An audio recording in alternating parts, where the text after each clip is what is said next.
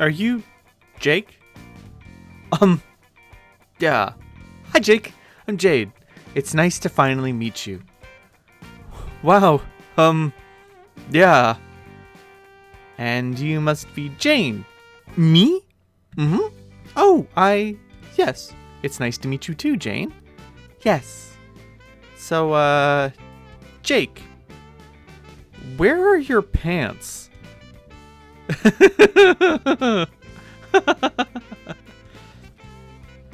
Her imperious condescension, Springtrap ×2 combo. Mind control. Beast control.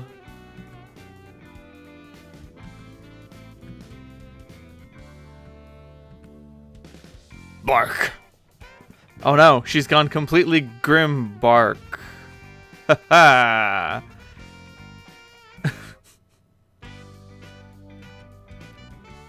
Tiara Top. Teleport. Mind control. Obey. Submit. Consume. Zap. Obey.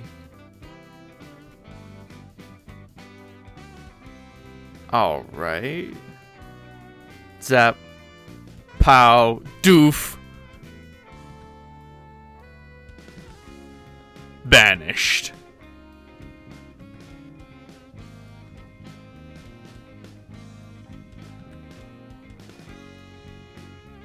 Arrest?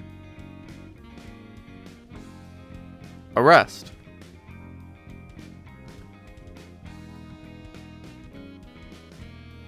Suckers. End of Act 6, Act 5. Oh, Jesus Christ. Act 6, Intermission 5. So it seems as if she's gathering the resources. Okay, so this is not a okay. So I get the feeling that this is like a Doctor Who style fixed event. You can't stop it from happening, but maybe you can trick it into happening a different way. English is going to be defeated. Is it going to be at the behest of all the free peoples in the multiverse, or is it going to be at her behest? Because if Jake's the one who's supposed to do the killing of the English, so if no one controls him, then everybody wins. If she controls him, then she wins. Act 6, Intermission 5. Dave, are you there? Come in, Dave. This is Carcat, over. Answer me, you jackoff. Don't you be all like you're too busy to pick up. Who are you trying to kid? You're quite possibly the only person on this meter who's got even less on his nutrition plateau than me. Even the mayor has a more demanding schedule than we do. Let's face the fucking facts. What, did you think that Cantown runs itself? Fat chance. Dave, god damn it, Dave, I have a problem. No, we have a problem. Skaya is now visible to the naked eye. We can't be much more than a few hours away. This is it. This is what we've been waiting for. 3 of the longest human years we'll ever have to live for the rest of our lives. Sunk into this depressing laboratory which, by all accounts, should never have functioned as anything but our eternal tomb. I have no idea how we're even supposed to stop this thing. Do you? No, well, sending it blasting off somewhere at the speed of light sure seemed like a good idea at the time. Now that we are finally here, after all the waiting and drama and boredom and stupid bullshit with our ancestral ghosts, and even disregarding the one hilariously neglected detail that this meteor has no fucking brakes, I still don't think we're ready for this. How do I even begin to address this shit? Okay, how about this? Since I can't think of a better general purpose question to help break the ice in literally any imaginable social situation. Where are your fucking pants? My pants? What are you talking about? They're on my legs. I wasn't talking to you. Oh. Dave, we have a big problem here. What did you call it? An intervention? For Rose? No, not Rose. Why would I be talking about Rose? She does have a major problem that she needs to be confronted about by her friends before she flushes her whole life down the gaper, does she? Oh, she doesn't. Yeah, kind of. Why? Because she likes to drink that goofy human soporific that makes her a lot funnier and more charming than usual? How's that a problem? I was talking about Terezi. Man, Terezi doesn't need an intervention. She just drinks a lot of soda. How can you not see that that is a huge fucking problem? It's red fizzy shitwater, dude. Who cares? Okay, can we just once acknowledge that we are mutual aliens to each other, and as such possibly have different values and standards about things? Just this one time, Dave? Please? Thanks?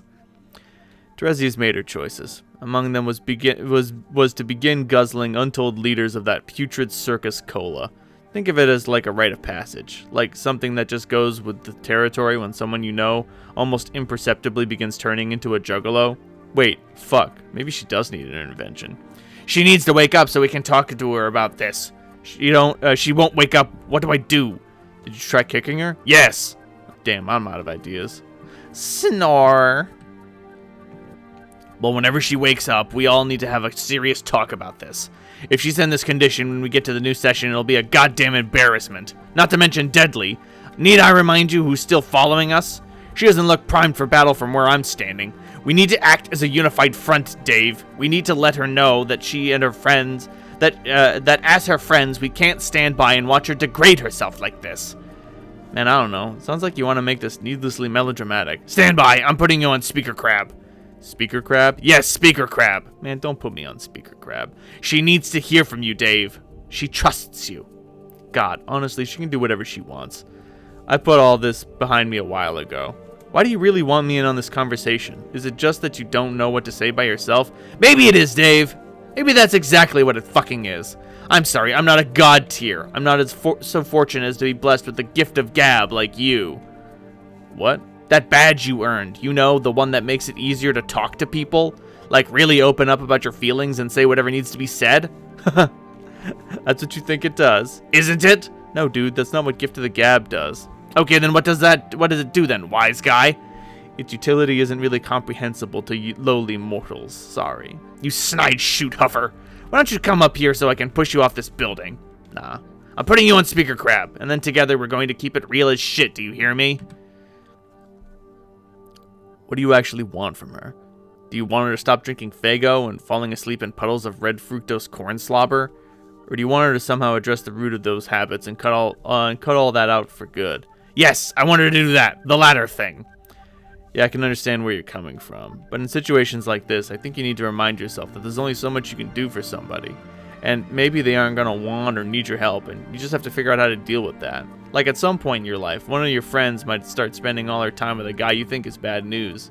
And you have to decide if you need to intervene as a friend or just let it go, because people can change or drift apart or whatever, because that's just something that happens. Dave, your wisdom, my god, it's knocking my socks off. Holy shit. Please tell me the secret to your wise ways. And while you're at it, maybe you could tell me what the fuck you're talking about. Look, all I'm saying is there comes a time in every young woman's life when she has to come to terms with the decision to gradually morph into a juggalo, while all her friends and loved ones watch in dismay. Terezi has strolled through the dark carnival and taken a great brooding whiff of the decision's festive asshole, and the choice she has made is all too clear. She's down with the clown. No, don't say that. It's true, man. You can live in denial for only so long, but as your bro, I have to say it like it is. She and Gamzee, man, that's literally a thing. They're in the hate square together. Total kiss 'em spades, dude.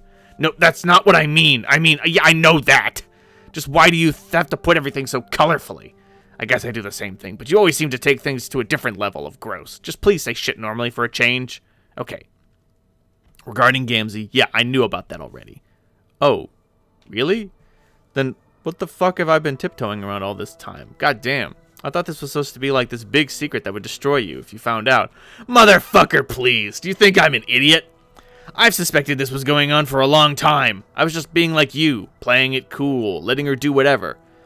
Then why is it a problem now? Because this is the last straw. We're supposed to be ready for action by now. Not comatose, half naked, and Faygo sticky. God, I wonder what sort of bullshit he's got her believing in now. About the mirthful messiahs and Shangri-La and all that garbage. It makes me so sad to think she's caught up in his superstitious web of lies. It's been awful watching the person I used to know slowly drift away from me, to the point where she might as well be gone. How did you manage to deal with that? What? You and she used to see each other all the time. What happened? Like I said, I just put it behind me. She started sneaking around in vents and stuff, acting suspicious. trying to hide the fact that she was seeing him. Like, she was obviously ashamed of it and worried about how I'd react, but it was hella transparent that was going on, so I just said, that's fine, y'all can do your black rom thing with the juggalo, it's your decision. I can't do the quadrant thing, it's just too weird for me, man. I'm not a troll, and I'm not all open-minded about getting multicultural. I still don't understand the spades thing, and it makes me really fucking uncomfortable even trying to imagine how that works. I sure as fuck don't want to date anybody who's got a hate clan on the side. So I said no hard feelings. I still like you and all. Do whatever makes you happy. I'll just be over here in the hypergravity chamber chaining to beat Lord English. We have a hypergravity chamber? No. Oh. What about you? Haven't you been talking to the Gamzee this whole time? Or is he just balls out lying to you about sneaking around the meteor with Terezi? I thought Moirails were supposed to be open with each other about stuff like that. Yeah, Gamzee ended our Moira allegiance quite some time ago. Oh, shit. Sorry to hear about that. It's fine. It was really a dead-end pale relationship. At first, it really seemed like I was a necessary part of his life, keeping his shit under control. But as time went on, he just got completely disinterested and wasn't keeping up with his end of the thing at all. He started getting so unbelievably self-satisfied and pious, like way more than he ever was before. Like, he's just so completely convinced he's found his calling, that his session in the gateway to the promised land where he'll fulfill his destiny. That this session. He's so caught up in his idiotic schemes, he couldn't give a fuck about me anymore. Whatever, at least he stopped killing people. Amazing, I spent 3 years on this rock and never said one thing to the guy. I saw him once, though. Just a glimpse in a dark hallway. It was kind of like seeing a blurry purple Bigfoot with a huge boner. Oh god! That fucking god tier outfit? What a goddamn faker. I can't for the life of me imagine where he got that thing. I know Kanaya sure as hell didn't make it for him. The man literally has no shame. Well, why is he wearing it? I don't know! I don't think even he knows! Maybe to make a good impression on his fake-ass religious idol after he thrusts his sacred codpiece through the gates of Shangri-La? The best thing we ever do together is slam this asshole's dumb religion. Yeah! Really, it's the most hilarious fucking horseshit I've ever heard. I mean, pretty much all religions are wrong, but there's wrong and then there's wrong. As in, zero chance you are even proven right about even a single thing, dude. Ever, ever, ever. Ha!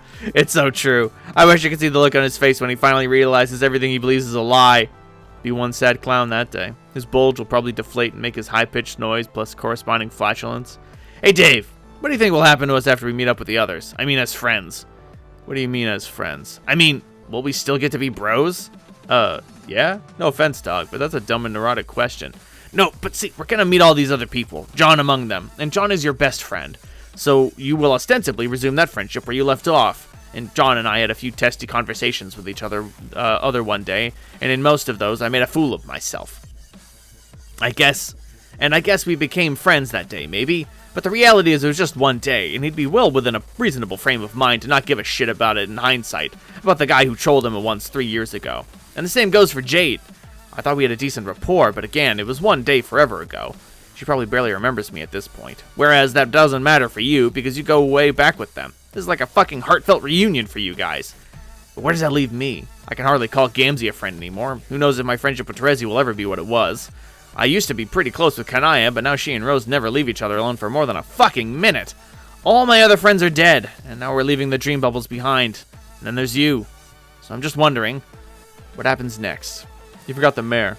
You're pretty damn tight with the mayor, aren't you? The mayor's friendship is a universal constant, and I am insulted beyond comprehension as well as my capacity to vomit that you would insinuate otherwise. Yeah, the mayor rules, but as usual, you're overcomplicating this. Just like you overcomplicate everything. Friendship, leadership, romance, shipping grids, and dick battles is really simple. Our meteor will somehow Tokyo drift to a dead stop in the new session, at which point we will keep being bros for life or something. I'll start being friends with John and Jade again, because they're all my friends, and never stop being that. John will also be your friend because he's cool, and also a doofus who's easy to be friends with. Jade will be your friend too because she's nice and likes being friends with people. I can personally guarantee that she'll be happy to see you. And as for the new people, I don't know about them, but they'll probably be your friends too. All I know is 2 of them are my parents and 2 of them are John's parents. And ain't no rule that says you can't be friends with your bro's mom and pop. Especially when your bro's mom and pop are a couple of sassy teens. As for Terezi, I don't know, I guess we'll see what happens. And as for Gamzee, fuck that guy with a balloon poodle. Friendship lesson secured. The end. Look who's starting to come around. Wake up, sleepyhead! Honk, honk, honk! Yeah, that's right, it's time to face the fucking music! Act 6, Intermission 5, Intermission 1. Oh, Jesus Christ. Oh, no! Hey, you, Computer Man, I need more help. No. Computer Man, assist me with more hot tips. No. Yes, I'm having trouble understanding Blue Hat. This is a shameful exploitation of our arrangement. We weren't supposed to talk anymore once you left Earth. I did not agree to those terms. Every time we talk, you complain that I'm being self-indulgent, but you always come back for more. It's like you can't get enough of me. I think you might be obsessed. Give me more hot tips, asshole! You only made that Caltop so you could talk to me on the go, didn't you? No! Please don't lie. What else would you use it to talk to in your solo session, Gamzee?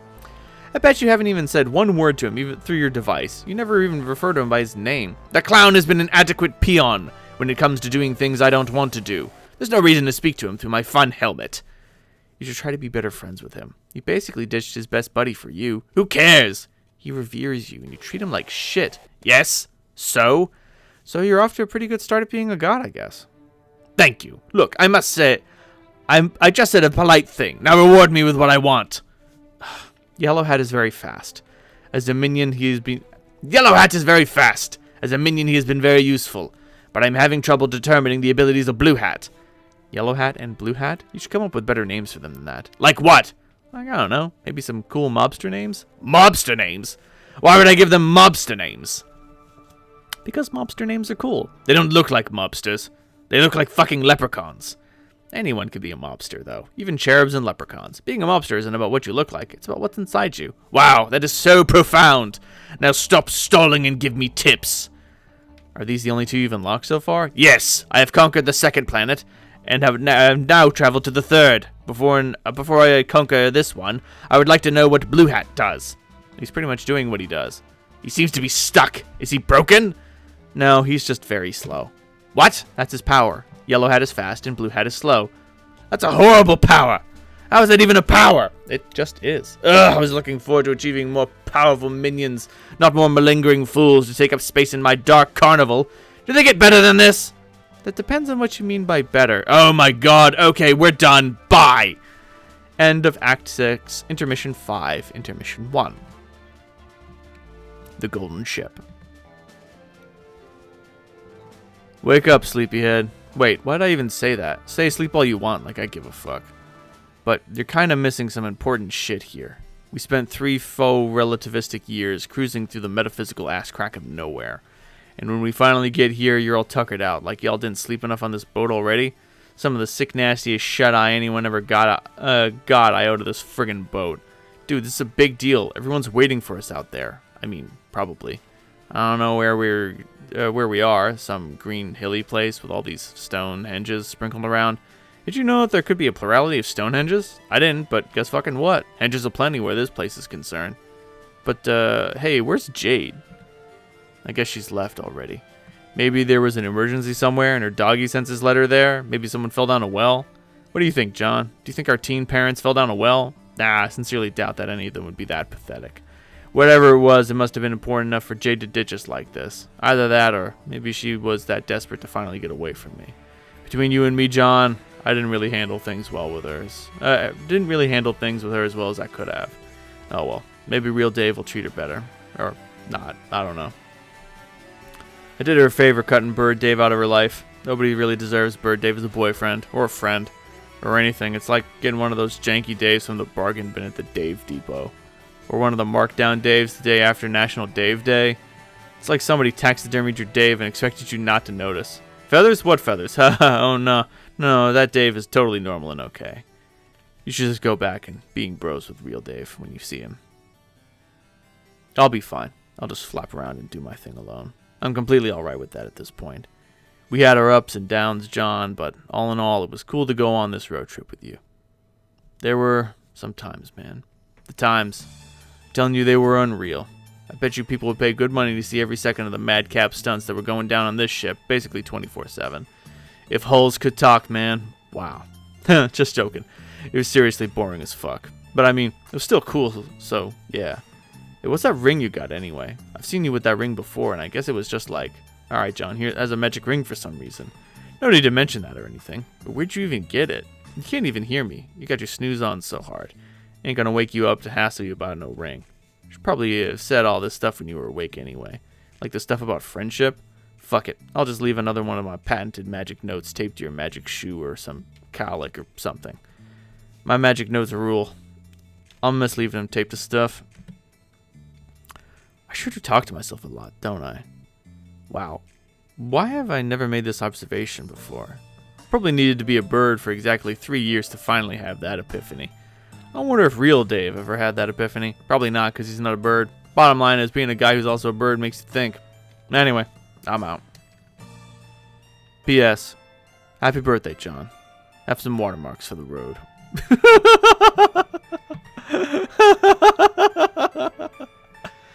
Act 6, Intermission 5, Intermission 2. Oh, Jesus Christ.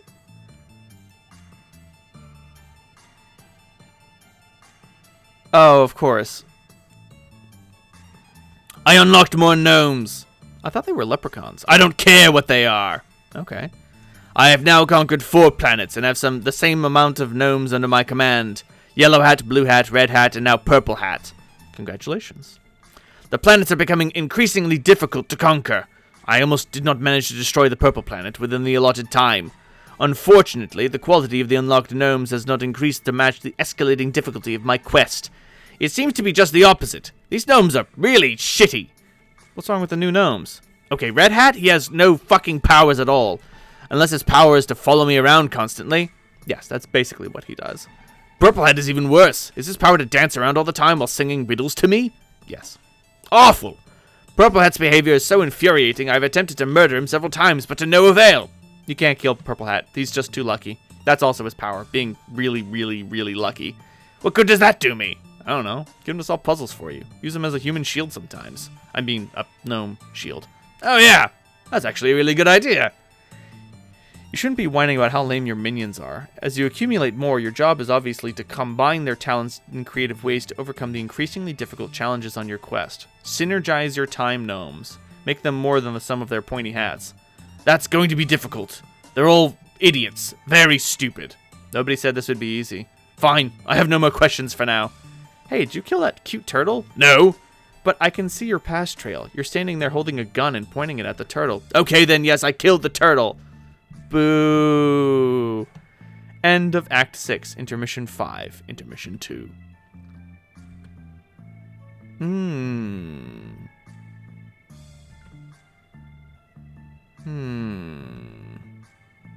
Oh, hello, John. Welcome to the Dreampocalypse. Hey, it's the blue boy again. See him there with the starboard shit? Yo, watch how far away I can fork him from. Mina, put the trident down. Don't make me confiscate it again. Confiscate. Hey, it's John. Vriska, is that you? Yeah, get over here. All right. Oh, great. Nice to see you again, John. It's been too long. Yeah, actually, hasn't it been exactly a year? I think it was my birthday last time we met, too. A year for you, maybe. Who even knows how long it's been out here, but who cares? The point is, as you can see, the plan I described to you before is in full swing. You mean the big treasure hunt? With all the black maps?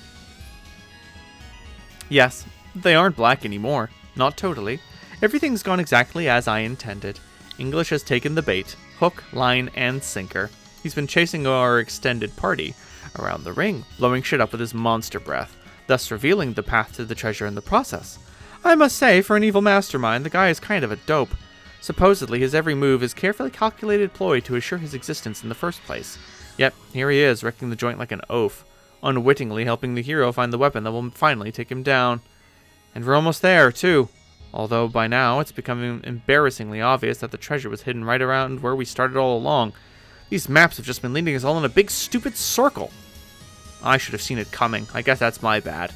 In terms of bonehead moves, that's English 1, Vriska 1, so I guess we're even. But maybe we don't have to mention that detail when we document my heroism, the annals of greatness. Mention what exactly? Exactly! Ha! I almost forgot how deceptively quick you are on the uptake, John. That's not so impressive.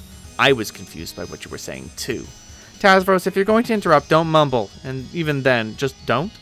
Anyway, I really don't mind the fact that these cryptic treasure maps have led us all on one wild honk bird chase. I've never once complained about a good long treasure hunt, and I'm not about to start now. Besides, with the space-time works out here, who can say for sure we would be able to find the treasure at all unless we trace this exact path? Nobody can say that. Is who? Least of all English. Who, as far as I know, can't actually speak, as much as issue blood-curdling roars that cleaves the foundations of reality itself. You're, of course, welcome to join us on our adventure, for as long as you're asleep. We could use another hand on deck. I'll even give you a rank and title. You get to be lower than me. That's the fairest rule. Wrong. Tavros, who's the captain here? Last time I checked, I was, it wasn't Swabby Nitrum, Poop Master Extraordinaire. By the way, hi Tavros, how have you been? Okay. Cool pirate outfit you have there. No, thanks, but it's not cool, it's dumb. Vriska wants me to wear it though, so I do, so she'll be happy. Don't ask me where my pants are. I wasn't going to. We all look amazing as pirates. This is non-negotiable. No argument here. What about the rest of your crew? I remember her, the punky one who always likes to stab me with her spear, but I really hope she doesn't do that this time. Dream on, blue nerd. You in a crosshairs, sucker. Got you right where I want you. Just biding my time, biting and biting. Gonna hunt you till we're both double dead. You're my obsession, little bluefish. My shrimpiest of whales. The Mobiest of dicks. Call me Fishmail. Stop it. But I don't know the one who kind of looks like your sister. What's your name? Orania. Hi, and what about those two over there? Oh, these are my friends, Aradia and Solix. I've recruited them for this expedition as specialists. They aren't really here to do any fighting, but their abilities will become useful once we retrieve the treasure. Hello! Hey, are you alive? Your eyes do not look spooky or ghostly. Thanks, yes, I'm very much alive. Yeah, and apparently she intends to stay that way, hence her principled if somewhat less lame commitment to pacifism. But considering our history together, I'm willing to let bygones be bygones. I'm happy to have her on my crew in whatever capacity she enjoys. Your history? What happened? Wait, sorry, that's a rude question. Vriska killed her too. She used the other guy there, tragically as the death weapon. Hey! What'd I say about bygones being bygones? That's like rule fucking one of the ship. Anyway, she became a robot and killed me back, so obviously we're cool now. Jeez, why does everyone always die so much? Lol. Like this guy's one to talk. Solix, don't make our guest uncomfortable. He's already uncomfortable, and he should be. We all should be. Really, I haven't thought about any of that in a long time. Ancient conflicts don't mean anything to me anymore, but I was more than thrilled by the opportunity to go on another adventure like this. We used to enjoy such campaigns together all the time when we were younger. Of course, now the teams are a little different. Yeah, man, those were the days. What about you? Why do you have double eye patches? Because I'm blind, stupid. I can't tell if you're alive or two or not, because I can't see if your eyes are spooky. They're spooky as shit, but yes, I'm alive. Okay, here's the short version. I used to be able to see, and then I went blind. So then I used my powers too hard and died, but it turned out I was only half dead. Half dead? Let me finish. So the ghost half of me could see again, so I was only half blind.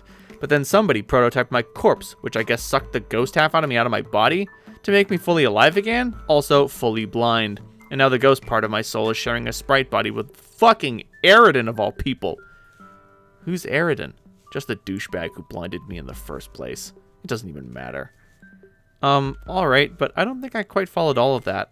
What does being half dead mean? You know, forget it. I'm so sick of telling this story to people over and over, and nobody understands what the hell I'm talking about. It's all so simple. No, actually, it isn't. It's a fucking stupid story that makes no sense. Maybe that's the problem. My marginal existence is fraught with so much pointless duality and complicated nonsense, so I'm done even trying to explain it. From now on, I should just wear a shirt that says, "Don't ask me about my disability or my mortality." Then everything would be fine.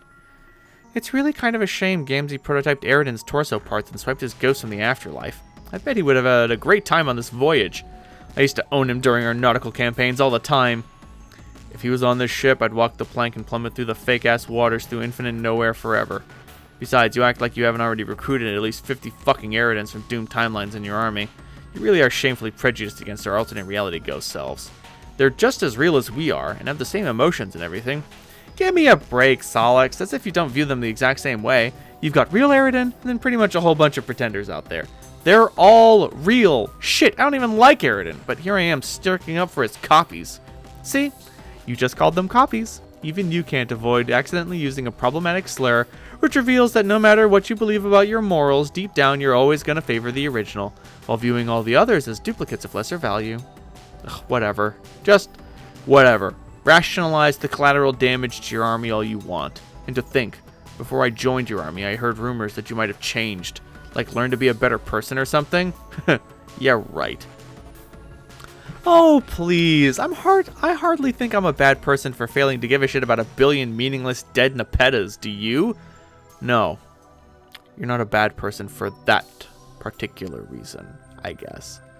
What am I seriously supposed to do? Fly around and befriend each one individually? Sorry, I have better things to do with my time. Let's try to at least be somewhat practical here. I've met most of those Nepetas. I've met most of those Nepetas, and they're all very nice. Oh, shut up. And what about all these ships up ahead? Are they part of the treasure hunt too? Of course. That's my army. Cough. Okay, I mean our army. But like, on boats. Isn't an army on boats usually called a navy? John, help me out. I seem to be having trouble remembering which of us is the captain. Was it the dork in the blue pajamas, or was it the veteran sailor in the red captain's coat? Sorry, rad captain's coat. That's right, the captain was me. And I say it's an army that happens to be on a bunch of boats. Oh damn, he got smoked. Wow, so smoked. Mean, did you catch those sick fires? Nah, but for real, it's pretty much is a navy, just saying. Who's in the army? Thousands of ghosts. Primarily those of old friends and acquaintances. Oh no. Oh no. Recruiting is hard, but mind control is cheap.